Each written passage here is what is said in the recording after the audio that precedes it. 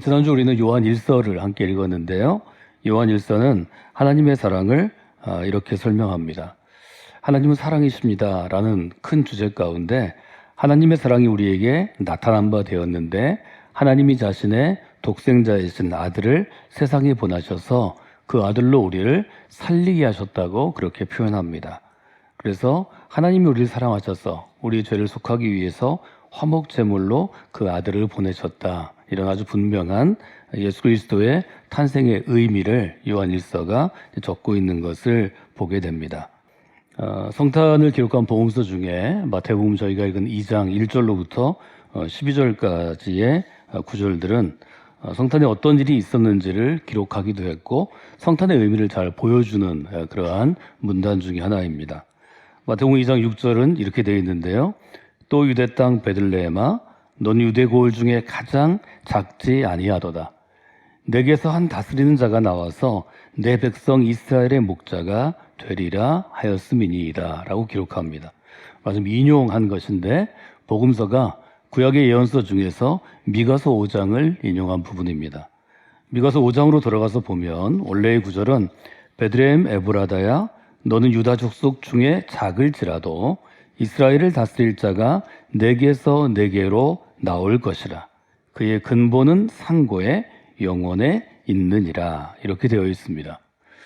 이제 미가서 5장 2절을 마태복음서가 인용을 했는데 인용하면서 마태복음이 갖고 있는 관점에서 이제 조금 다른 부분들이 있습니다.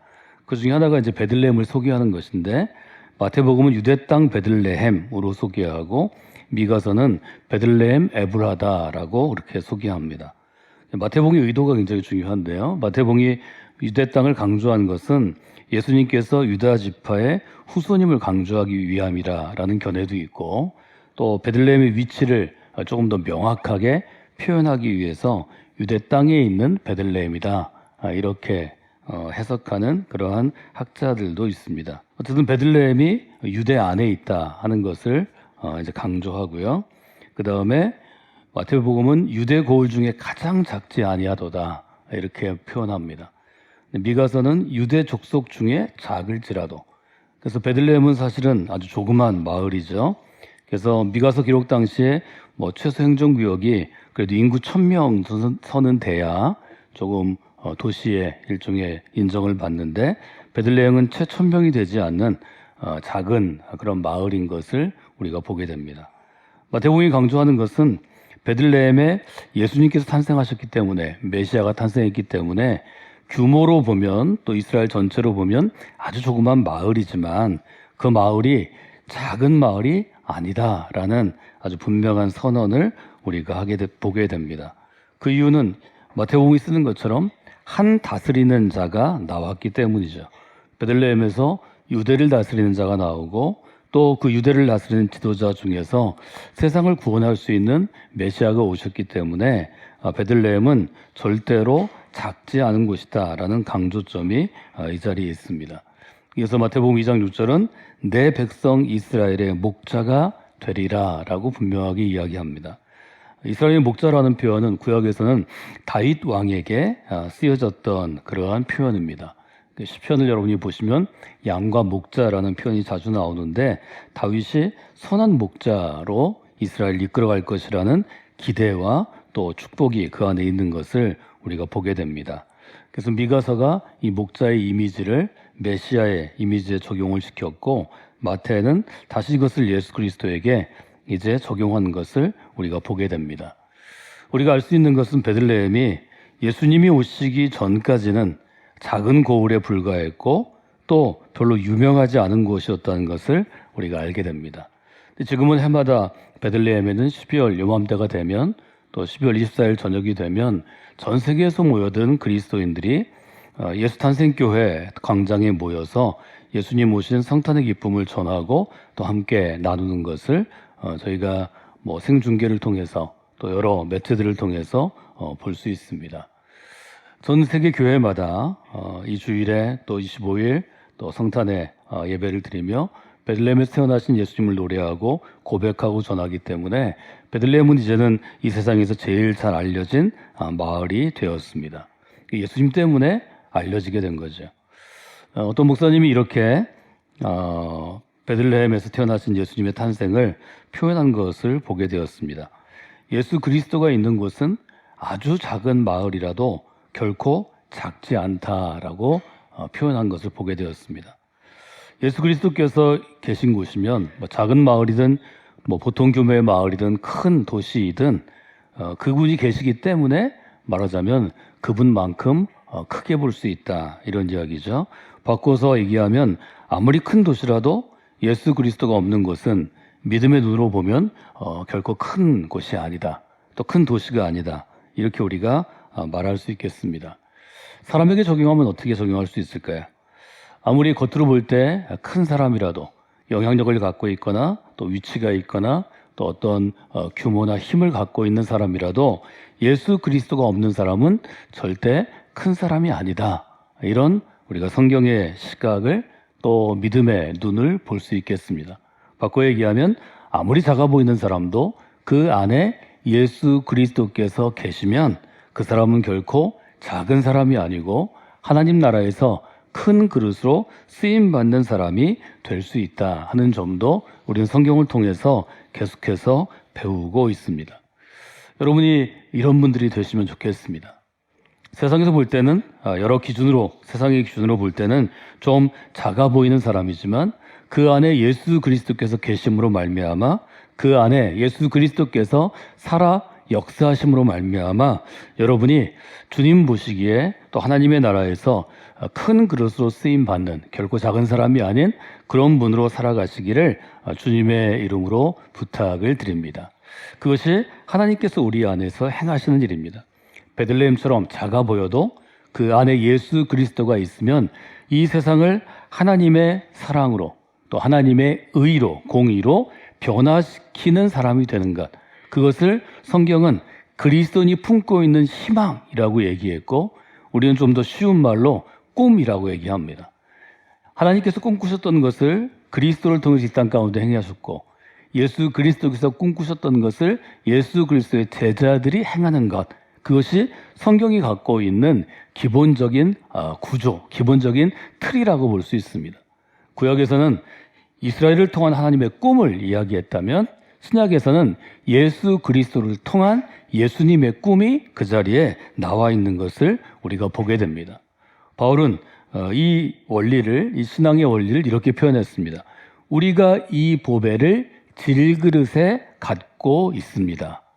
바울은 우리 인생을, 우리 한 사람 한 사람의 인생을 질그릇에 표현했는데, 이때 질그릇이 갖고 있는 특징은 보통의 시장에서, 예를 들어 고린도 후서기 때문에 고린도의 시장에 가면 가장 흔하고 값싸게 구할 수 있는 그릇이라는 의미로 보는 것이 타당합니다. 아주 쉽게 구할 수 있는 것, 1,000원짜리 한 장을 주면 그냥 살 수 있는 것, 조금 깨어진 것은 상점 주인이 그냥 줄 수도 있는 것, 이런 아주 값싼 그릇이지만 이 그릇 안에 보배가 담겨 있는 것이 그리스도인이라는 인생이다, 이렇게 표현합니다. 이 보배는 보물이라고 해석할 수도 있고 또 특정하게 보석이라고 해석할 수도 있습니다. 말하자면 우리는 보물이 있는 보물함과 같은 그러한 존재들이고, 예수 그리스도를 품으면 보석을 품고 있는 보석 그릇, 보석함과 같은 그런 존재다 하는 것을 우리에게 알려주셨습니다. 그것을 여러분들이 잘 돌아보시는 것이 성찬의 제일 큰 의미입니다. 그리스도께서 나를 부르시면, 나를 선택하시면, 또 내가 거기에 응답해서 그리스도를 살겠다고 결심하면 질그릇과 같은 우리의 인생 가운데 예수 그리스도라는 보배, 예수 그리스도라는 보석, 예수 그리스도라는 보물을 품고 있는 존재가 된다는 것입니다. 이 성탄의 시간 가운데 여러분 안에 주신 보물, 하나님께서 주신 보물, 하나님의 사랑으로 주신 보물, 예수 그리스도께서 내 마음의 중심에 지금 내주하고 계신지, 거하고 계신지, 머물러 계신지, 존재하고 있는지를 돌아보시는 게 중요합니다. 보물이신 예수 그리스도께서 여러분 안에 있으면 인간으로 살아갈 때는 우리가 그냥 평범한 사람, 별 볼 일 없는 사람이라도 평범하지 않은 비범한 사람이 됩니다. 아주 특별한 사람이 됩니다. 예수 그리스도께서 우리의 마음에 머물러 있으면 별 볼 일 없는 사람이 아니라 별 볼 일 있는 사람으로 변화가 됩니다. 이 점이 우리에게 아주 중요한 것입니다. 성탄은 어떤 사람에게도 질그릇과 같은 혹은 보잘것없는 혹은 깨어진 그릇이라도 그 안에 예수 그리스도께서 담겨지면 그 존재 자체가 예수 그리스도가 보물인 것처럼 우리도 보물함으로 바뀌게 된다고 분명하게 도전하는 것입니다. 여러분의 인생이 이것들을 체험하는 인생이 되시고 이것들을 증거하는 인생이 되시기를 원합니다. 히브리서 11장은 믿음에 대해서 우리에게 이렇게 도전했습니다. 믿음은 바라는 것들의 실상이 됩니다. 믿음은 사람이 바라는 것 혹은 기대하는 것 혹은 미래에 이루어질 것을 좀 마음으로 소망하는 것에 근거가 된다는 것입니다. 그래서 이 부분을 해석할 때 믿음은 희망의 근거입니다. 우리가 이렇게 해석을 해보았습니다. 왜냐하면 실상으로 번역된 헬라어의 뜻이 무엇인가 하면 아래로부터 밑에서부터 무엇을 받쳐준다 그런 의미이기 때문입니다. 강대상이 이렇게 있는데요. 여기에 있는 일종의 원고대를 밑에 있는 기둥이 받쳐주게 되어 있습니다. 말하자면 그리스도인에게 있어서 믿음은 아래에게서 받쳐주는 기초, 희망의 기초요 근거가 된다는 것입니다. 사람이 살아가면서 희망이 없는 때가 있습니다. 희망을 찾을 수 없는 때 또는 희망을 놓칠 때 혹은 희망을 포기할 때 또 희망이 없다고 느낄 때가 있습니다. 우리는 그런 시간을 절망 가운데 있다 이렇게 표현합니다. 예수님께서 오실 때 이스라엘 상황이 바로 희망이 없는 상황이었습니다. 예수님께서 오실 때 이스라엘 상황이 바로 절망 가운데 있던 상황입니다. 그들은 하나님께서 다스리는 나라를 꿈꾸었지만 이루어지지 않았고 오히려 로마의 황제가 다스리는 로마 제국 아래에 있었습니다. 그것은 먼 옛날 모세의 시대 가운데 이집트의 노예로 있을 때와 별로 다르지 않았습니다. 약속의 땅을 찾아 나와서 약속의 땅에 정착한 유대인들이 희망을 잃어버렸습니다. 절망의 시대라고 표현할 수 있습니다. 그때 예수 그리스도는 희망으로 이 땅 가운데 오신 것입니다. 그 절망의 시대에 오셔서 그들에게 희망이 되어 주신 것입니다. 절망이란 꿈이 꺾인 상태입니다. 꿈이 없어진 상태 혹은 꿈이 사라진 시대입니다. 즉 꿈꾸지 않는 시대, 꿈이 없는 상태입니다. 예수님은 그 절망의 시대 가운데 그리스도 즉 메시아로 오셔서 희망이 되셨다고 지금 복음서는 우리에게 전하는 것입니다. 실제로 예수님의 시대 가운데 예수님을 따랐던 베드로나 야고보나 요한과 같은 청년들이 희망이 없던 사람들이 예수님을 만나고 예수님을 영접하고 예수님과 동행하면서 함께 살아가면서 그들은 새로운 꿈을 꾸게 되었습니다.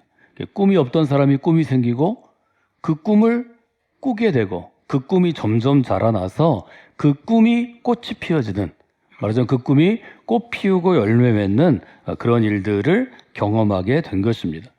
절망의 시대를 살아가는 사람들 중에 희망이 없는 시대 가운데 희망이 없는 상황이 있을 때 내가 그 절망 가운데서도 희망이 없는 중에도 꽃 피우려고 노력하면 내 옆에 있던 사람들이, 주변에 있던 사람들이 이렇게 우리를 붙잡을 수 있습니다. 너 하나 꽃 핀다고 세상이 달라지겠느냐? 이렇게 물어볼 수 있습니다. 이 시는 나 하나 꽃 피워서 풀밭이 달라지겠느냐? 자기한테 하는 질문이지만 여러분이 믿음으로 살아가면, 여러분이 그리스도인으로 살아가면 또 지금처럼 교회가 상당한 비난을 당하고 교인 수가 줄어들고 또 교회 안에 있는 사람들도 교회에 대한 자부심이나 신앙에 대해서 여러 가지 의문을 가지고 회의를 가지고 질문하게 될 때 이런 질문이 여러분을 쉽게 넘어뜨릴 수 있습니다. 너 하나 열심히 믿는다고, 너 하나 열심히 살아간다고, 너 하나 그리스도인처럼 살아간다고 해서 이 세상이 얼마나 바뀌겠느냐? 잡초투성이인 풀밭이 달라지겠느냐? 이렇게 물어볼 수 있습니다. 우리 개인의 삶에서도 그러합니다. 우리가 어떤 일을 하다가 신앙생활을 열심히 하는데 내 개인이 잘 안 됐을 때, 내가 원하던 어떤 계획과 목표가 꺾여졌을 때, 혹은 내가 질병이나 이런 어떤 위기 상황에 들어갔을 때 우리는 그런 질문을 주변에서 사실 받습니다. 주변에서 그 질문을 받으면 우리가 믿음의 성숙함과 믿음의 준비가 안 되어 있으면 나한테도 묻습니다. 나 하나 이렇게 열심히 한다고 뭐가 달라질까? 내 인생이 달라질까? 내 주변이 달라질까? 이 세상이 달라질까? 역사적인 상황도 마찬가지입니다. 예수님의 시대처럼 국권을 잃은 그런 시대가 됐다면, 도상 안창호가 국가를 잃은 그 울분을 가지고 내가 이 나라에서 고난받고 가난하게 사는 이 백성들을 위해서 뭔가 해야 되겠다고 선진국인 미국으로 홀로 건너가서 어린이 농장에서 노예처럼 일하면서 매일 버는 돈에서 절반을 떼어 독립운동 자금을 모아 상하이에 땅을 사고 건물을 사서 임시정부를 세우는 그런 일들을 할 때 스스로에게도 옆에 사람도 물어봤을 것입니다. 그러나 믿음은 나 하나 꽃 피어 풀밭이 달라지진 않지만 내가 하나 꽃 피우면 하나님이 또 하나의 꽃을 피우시리라는 기대가 있어야 합니다. 그때 하나님의 역사를 기대할 수 있습니다. 나 하나 꽃 핀다고 세상이 달라지지 않아서 나 하나도 꽃 피우는 노력과 수고를 하지 않으면 어느 다른 꽃이 필 수 있을까요? 저는 이 짧은 시가 또 많은 사람들이 요즘에 이 한국 가곡을 좋아한다 그러던데요. 좋아하는 이것을 통해서 하나님께서 지금 한국 교회 혹은 우리 교회 혹은 여러분 자신에게 던지시는 일종의 신앙의 질문을 좀 받아보시면 좋을 것 같습니다. 예수님은 계속 젊은 청년 제자들에게 말씀하셨습니다. 내가 꽃을 피우고 너도 꽃 피우면 결국 이 세상이 아름다운 꽃밭으로 변화되는 것이 아니겠느냐. 하나님의 나라를 우리가 꽃밭으로 얘기한다면 그리스도인의 성숙함과 완전함을 내 인생에 꽃 피우는 것으로 우리가 비유한다면 이렇게 할 수 있지 않을까요? 예수님 당시에 꽃을 피우는 사람이 적었습니다. 그러나 예수님이 십자가에 달리심으로 십자가에서 죽음의 권세와 싸우시고 부활함으로 하나님의 능력을 보여주시고 예수님의 삶에서 믿음의 꽃을 피우신 다음에 그를 따라 했으나 십자가의 길에서 도망쳤던 베드로나 야고보나 요한과 같은 제자들이 이어서 생명의 꽃을 피웠습니다. 예수님을 핍박했지만 예수님을 그토록 미워했지만 예수님의 손에 사로잡혀서 그리스도의 사도가 된 바울은 로마 제국의 도시마다 꽃을 피우기 시작했습니다. 처음에는 한 송이, 두 송이가 10송이로, 10송이가 100송이로, 100송이가 1000송이로 불어나서 기원 후 313년에 결국 로마 제국은 기독교를 국교로 공인하는 지경에 이르게 되었습니다. 꿈을 꾸던 사람은 그 꿈이 자라나는 역사를 경험하게 됩니다. 저는 예수님을 사랑이라는 요즘 사람들이 잘 아는 단어로 바꾸어서 예수님은 곧 하나님의 사랑이 꽃피운 것이기 때문에 사랑이라는 용어로 바꾸어서 계속해서 설교의 제목들을 여러분과 나누고 있습니다. 사랑은 의미 없는 것을 의미 있게 바꾸어줍니다. 사랑은 가치 없는 것을 가치 있게 바꿔줍니다. 사랑은 꿈이 없던 사람을 꿈꾸게 하는 능력이 됩니다. 여러분이 바로 그런 분들입니다. 그리스도를 만남으로 여러분의 인생 가운데 거룩한 꿈을 꾸게 되는 것, 그것이 하나님의 능력입니다. 그럼 그리스도인은 어떻게 해야 될까요? 그리스도인은 1차적으로 내가 하나님의 꿈을 꾸는 인생으로 살아가야 합니다. 개인의 상황이 어렵더라도 사회적인 상황이 어렵고 힘들어도 혹은 절망적이어도 꿈꿀 수 있어야 합니다. 1963년 6월 28일 마틴 루터 킹은 워싱턴에 모인 링컨의 좌상 앞에 모인 100만 명 가까운 흑인을 중심으로 한 유색인종과 여기에 찬성하는 사람들에게 내가 꿈이 있다고 분명하게 선언합니다. 마틴 루터 킹은 그리스도인이었기 때문에 그 하나님의 꿈을 미국 사회 가운데 1950년대, 60년대에 펼쳐냈고 그것이 유색인종이나 백인들이나 차별 없이, 인종의 차별 없이 사는 세상으로 가는 길을 열었습니다. 그것이 바로 꿈이 된 것입니다.